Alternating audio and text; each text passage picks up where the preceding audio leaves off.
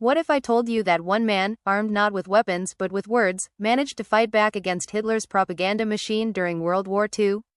In today's video, we're diving into Peter Pomerantsev's book How to Win an Information War, the story of Sefton Delmer, the brilliant propagandist who outsmarted the Nazis, and what his lessons teach us about truth, lies, and media today. Part 1.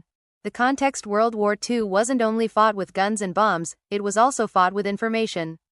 Hitler's propaganda, led by Joseph Goebbels, was everywhere: newspapers, radio, posters. It shaped public opinion, manipulated truth, and fueled fear. Britain needed a counter-strategy.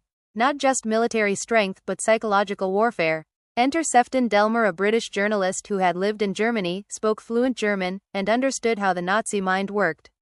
Part 2. The genius of Sefton Delmer believed propaganda shouldn't just be about preaching truth.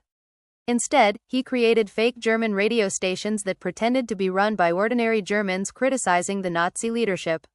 Example: one of his stations would broadcast rumors about Nazi corruption, soldiers suffering, and discontent within Germany.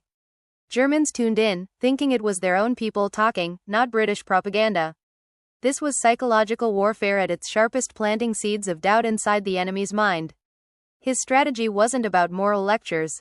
It was about understanding human psychology, fear, gossip, humor, and using those against the Nazis.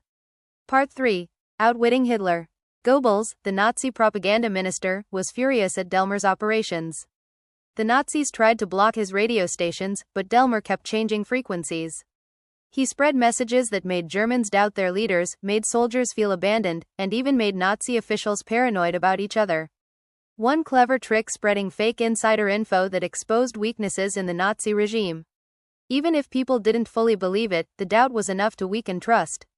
Essentially, Delmer turned propaganda into a mirror reflecting the Nazis' own lies back at them. Part 4. Lessons for today. Pomerantsev's book isn't just history, it's a warning for our times. Today, we live in a world flooded with misinformation, fake news, deepfakes, conspiracy theories. The lessons from Delmer's story.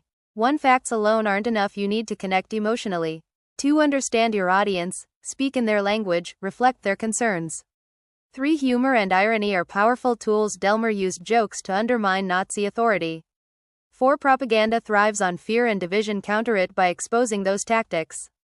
5. The information war didn't end with World War II, it's still happening today, just on social media instead of shortwave radio.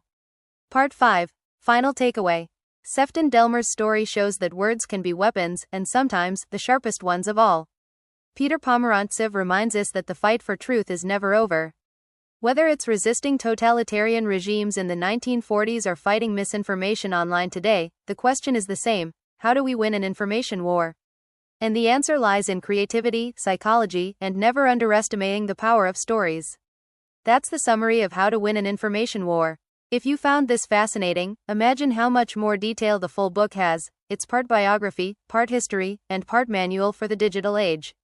Don't forget to like, share, and subscribe for more powerful book summaries. And let me know in the comment, how do you think we can fight misinformation today?